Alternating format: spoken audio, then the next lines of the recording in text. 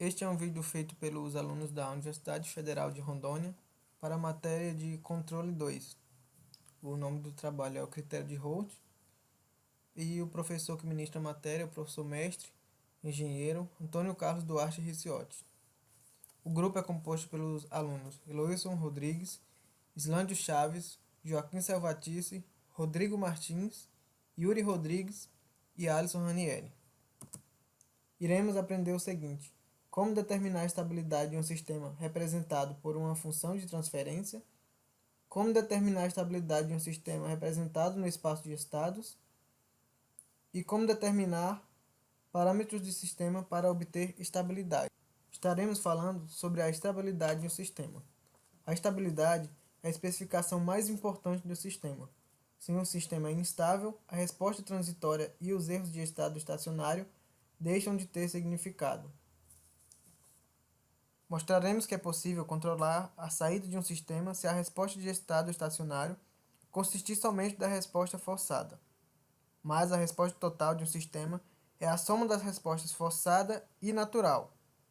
Ou seja, C de T vai ser igual a C forçado de T mais C natural de T. Sobre as definições de estabilidade de sistemas lineares e invariantes no tempo. Usando a resposta natural, temos o seguinte: um sistema é estável se a resposta natural tender a zero, quando o tempo tender a infinito. É instável se a resposta natural tender a infinito, quando o tempo tender a infinito. E é estável de forma marginal se a resposta natural não decair nem crescer, mas permanecer constante ou oscilar.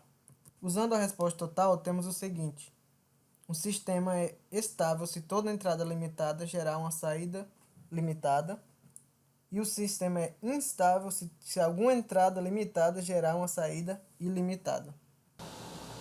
Eu sou o Eloilson Rodrigues e eu vou falar sobre o critério de Holt. Esse critério foi desenvolvido para mostrar se uma função ela é estável ou instável sem ter que encontrar todos os polos do sistema. Através dele, a gente pode saber se os polos estão no semiplano direito, no semiplano esquerdo ou no eixo imaginário. Considerando uma função de transferência, o que nos interessa para montar a tabela de Holt é apenas o seu denominador. Dessa forma, pegando todos os S elevado à potência e distribuímos ele em uma coluna, sempre do maior para o menor. Para formar as linhas dessa matriz, a gente pega os coeficientes de cada S e distribui nas linhas, sempre alternando. Assim, no primeiro termo colocamos o A4, depois pulamos o A3 e colocamos o A2, depois pulamos o A1 e colocamos o A0. Na linha de baixo, a gente tem que iniciar pelo A3, já que a linha anterior a gente iniciou pelo A4. Então a gente pula o A2 e coloca o A1 e depois pula o A0. Só que não tem nenhum termo depois do A0. Então, para completar a linha, a gente completa com o valor 0. Para formar a terceira linha em diante de uma matriz, a gente usa uma fórmula que é o menos determinante da matriz das duas linhas anteriores sobre o denominador também do termo anterior, como mostra na fórmula abaixo. Assim, a nossa tabela fica feita desta maneira, com todas as linhas formadas também pela fórmula do determinante para cada coeficiente. Aqui a gente pegou um exemplo que tem uma função de transferência com o denominador de s elevado à terceira mais 10s elevado ao quadrado mais 31s mais 1030. Para formar a tabela de Holt, a gente pega os s elevado à potência e distribuímos ele em uma coluna, do maior para o menor. Assim ficou o s elevado à terceira, depois o s elevado ao quadrado, depois o s elevado a 1, depois o s elevado a 0. Para formar a linha, a gente pega o coeficiente da maior potência, que é o 1. Depois a gente pula o 10 e coloca o 31, depois pula o 1030. Já que não tem nenhum termo para completar a tabela, a gente completa ele com 0. Para formar a linha de baixo, a gente inicia pelo valor de 10, já que na linha anterior a gente iniciou pelo primeiro termo. Depois a gente pula o 31 e coloca o 1030. E para completar a linha, já que não tem nenhum valor, a gente coloca o zero. Nos termos do s elevado a 1 e s elevado a 0, a gente usa a fórmula do determinante. Então a gente pega as linhas de cima, forma o determinante e divide pelo denominador do coeficiente acima dele. Sempre seguindo essa lógica para achar todos os elementos da matriz. Depois que a matriz está pronta com todos os seus valores, a gente tem que analisar somente a primeira coluna para saber, é ela que vai mostrar se o sistema é estável ou instável. Para visualizar isso, é apenas olhar se houve mudança de sinal. A cada mudança de sinal que essa primeira coluna mostrar, isso significa que existe um polo ali. Nesse nosso exemplo, houve apenas uma mudança de sinal, que foi do 1 para o menos 72. Então significa que essa função ela é instável e tem um polo no semiplano da direita. Como esse elemento é elevado à terceira, significa que ele tem 3 raízes e uma já está no polo direito, no semiplano direito. Isso significa que as outras estão no semiplano esquerdo. Bom, aqui nós temos no critério de Holt os casos especiais. No caso aqui a tabela tem toda uma linha igual a zero. Temos um primeiro exemplo aqui, do 10 dividindo aqui essa função de transferência. O polinômio 5 é S5 mais 7S4 com final aqui mais 8S mais 56. Percebemos aqui que a linha S3 toda zerada. Dando continuidade no exemplo aqui, é fácil verificar que quando nós voltamos à linha anterior, a linha nula, criamos um polinômio auxiliar, formado por seus coeficientes apenas. No caso, 1S4 mais 6S2 mais o 8, onde nós derivamos esse polinômio com o resultado 4S3 mais 12S mais 0. Em seguida, usamos esses coeficientes como entradas na tabela. No caso, podemos até simplificá-los, dividindo por 4, ficando o resultado 1S3 mais 3S mais 0. Com isso, podemos prosseguir normalmente com o exercício. Aqui, dando continuidade, como não há mudanças de sinal, o sistema não tem polos no semiplano direto. Nada pode ser dito sobre a estabilidade, onde veremos a seguir. Temos o 10 aqui dividindo o polinômio ainda, e a simplificação dele. Dando continuidade aqui no exemplo, podemos ver por que aconteceu isso, né? Vamos olhar novamente o primeiro passo da tabela. E se considerarmos a linha acima da linha nula como um polinômio, teríamos S4 mais 6S2 mais 8. Esse polinômio divide o polinômio original, ou seja, como diz aqui, é um de seus fatores. Isso acontece porque é um polinômio par que divide o polinômio original. Nesse caso, acontece a linha nula. O polinômio da linha S4 é ainda um polinômio par, onde só possui potências pares de S, enquanto o polinômio da linha S5, a primeira linha ali em cima, é dito polinômio ímpar, onde só possui potências ímpares de S.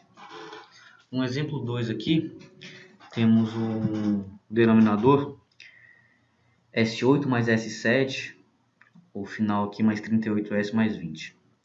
Podemos perceber ali a última linha horizontal ali, toda zerada. Podemos verificar também que o S4 mais 3S2 mais 2 divide o polinômio. S8 mais S7 com o final 38S mais 20. Que nesse caso é como gera a linha nula da tabela. Bom, é isso aí, pessoal. Bom, dando continuidade ao nosso estudo, eu vou falar agora sobre a tabela de Holt tendo apenas um zero na coluna. Quando ela tendo só um zero na primeira coluna, ele não pode ser dividido por zero. Então, uma maneira de solucionar esse problema é colocando um número tendendo a zero, um número bem pequeno, que com ele a gente vai poder dar os sinais positivo ou negativo para saber os polos da tabela. Nesse exemplo, a gente tem um polinômio de grau 5. Aí, montando a tabela novamente como foi ensinado nos passos anteriores, nós temos um zero no s elevado a 3 e um zero no s elevado ao quadrado. Assim, a maneira de solucionar esse problema é colocar duas colunas de E.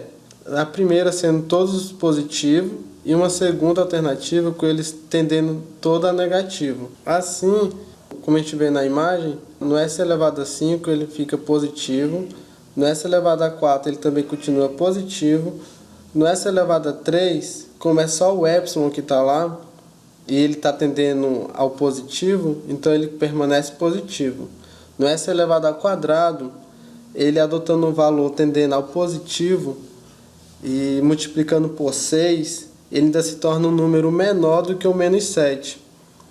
Então ele fica negativo, fazendo a primeira alteração do sinal. Quando está no s elevado a 1 e ele tendendo ao número positivo ainda, permanece positivo, quando depois que resolve essa equação. Então ele altera o sinal de novo, do s elevado ao quadrado para o s elevado a 1. E depois é só o s elevado a 0, tem só o 3. Agora, seguindo essa linha de raciocínio, vamos começar de novo, só que adotando o epsilon elevado a menos. A primeira linha do s elevado a 5 ele é 1, no s elevado a 4 é 2, não tem epsilon, então o sinal é o sinal que está na coluna. No s elevado a terceira é o epsilon, agora a gente está adotando ele como negativo, então ele vai ficar com o sinal negativo. Aí ele vai ter a sua primeira mudança de sinal. Depois a gente vai para o s ao quadrado. Adotando o epsilon negativo e fazendo o jogo de sinal, ele vai adotar o valor positivo. Ele vai ter outra alteração no polo. Na linha do s elevado a 1, adotando o epsilon negativo, fazendo essas equações, ele vai permanecer no sinal positivo. E no s elevado a 0, como só tem o 3, não tem nada de epsilon, ele é positivo o sinal. Assim a gente pode ver que tanto no epsilon, adotando o epsilon como sinal positivo, como no epsilon negativo, ele teve duas alterações de sinal, significando que ele tem dois polos no semiplano direito. Estabilidade no espaço de estados. A aplicação do critério de Holt é baseado na organização dos coeficientes da equação característica num arranjo por tabela. Ok, sabendo disso, vamos ao método. Sabe-se, por convenção, que os valores dos polos do sistema são iguais aos autovalores da matriz de sistema, no qual presente chamamos de matriz A, os quais também são solução da equação determinante da matriz identidade menos a matriz A, igual a zero, que também conduz aos polos da função de transferência. Agora vamos à prova. O vetor de equações diferenciais sem sinais de entrada é dado por x igual a matriz A vezes x, onde x é o vetor de estados. A solução é do tipo exponencial e podemos definir uma constante lambda_i tal que a solução do sistema para determinado estado seja x e função de t igual a ki Euler elevado a lambda_i de t, onde lambda_i é a raiz característica do alto valor do sistema. Considerando x igual a k Euler elevado a lambda_t e substituindo em x igual a x, tem-se que lambda ke Euler de lambda_t é igual a ke Euler de lambda_t. Simplificando a equação, lambda x é igual a x. E reescrevendo, temos que lambda_i menos a vezes x é igual a zero. A solução da equação anterior é não trivial se e somente se o determinante for igual a zero. Portanto, a equação de enésima ordem em lambda, resultante do desenvolvimento do determinante, é a equação característica e a estabilidade do sistema pode ser facilmente obtida. Dado o sistema x igual a matriz A mais U, determine a quantidade de polos no semiplano da esquerda e no semiplano da direita. Inicialmente, forme a matriz identidade menos a matriz A. Resolvendo, temos a seguinte matriz. Obtendo agora o determinante da matriz identidade menos a matriz A, temos que o seguinte polinômio. Utilizando esse polinômio, podemos escrever a tabela de Holt. Como ocorre uma mudança de sinal na primeira coluna, o sistema possui um polo no semiplano da direita e 2 polos no semiplano da esquerda. Portanto, o sistema é instável. Estudo de caso. Seja o sistema de controle de posição de uma antena em azimuth mostrado na figura, determine a faixa de valores de ganho necessário para manter o sistema estável. Ele nos dá a função de transferência em malha fechada. O primeiro passo para poder resolvermos o problema é criar a tabela de Holt. A primeira coluna preenchemos com os valores de S, no caso S a terceira, S ao quadrado, S a primeira e S elevado a zero. Depois a gente pega o primeiro termo do denominador da nossa função de transferência para inserir na primeira linha, na segunda coluna. Pulamos o segundo termo, pegamos o terceiro e pulamos o quarto. A tabela de Holt de acordo com a equação anterior. Para determinarmos o A1, teremos que encontrar o valor determinante entre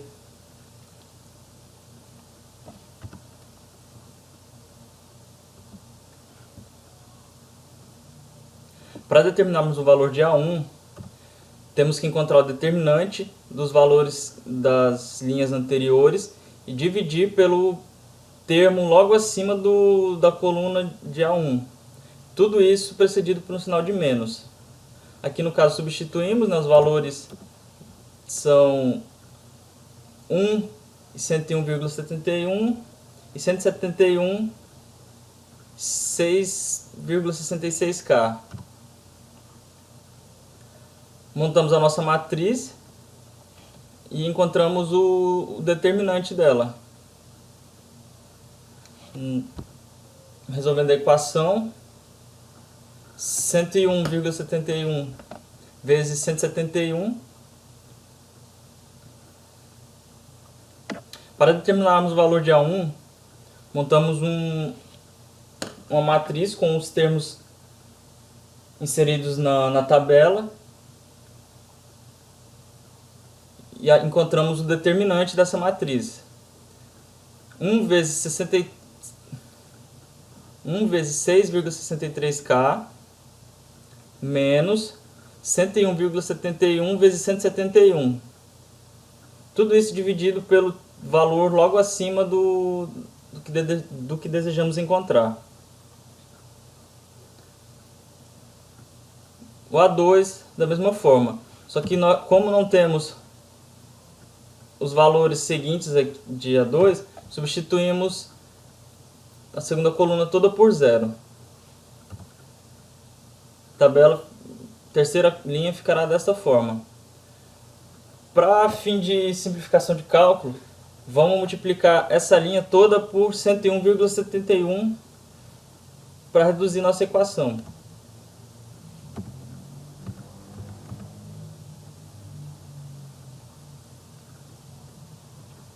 Agora nos resta encontrar o valor de B1. Encontramos ele da mesma forma. Montamos uma matriz com os valores. Agora nos resta encontrar o valor de B1. Montamos uma matriz com esses 4 valores e dividimos tudo por valor logo acima de B1. 101,71 vezes 0 menos 66,6 mais 17.392,41 vezes 6 2.63K.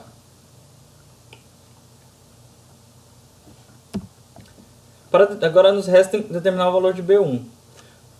Resolvemos da mesma forma, montamos uma matriz com os valores encontrados anteriormente, tiramos o determinante dessa matriz e dividimos tudo pelo valor logo acima de B1. 101,71 vezes 0, menos 6,63K mais 17.392. Agora nos resta encontrar o valor de B1. Montamos a matriz com os valores encontrados anteriormente, fazemos o determinante dessa matriz e dividimos pelo valor contido na célula superior, a B1. Menos 6,63K mais 17.392,41 vezes 6,63K menos 101,71 vezes 0, dividido pelo valor da terceira linha, 17.392,41 menos 6,63K. Simplificando a equação, B1 é igual a 6,63K. Encontramos todos os valores da nossa tabela de Holt.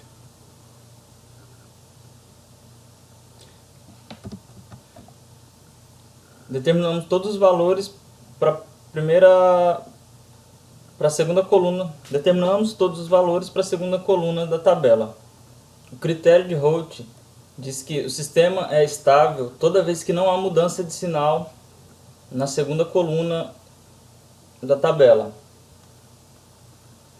Para determinarmos o valor do ganho que mantenha o sistema estável, pegamos a nossa equação, igualamos a zero e isolamos o valor de K. Então, para que o sistema seja estável, K tem que ser sempre maior que zero e menor que 2.623,28.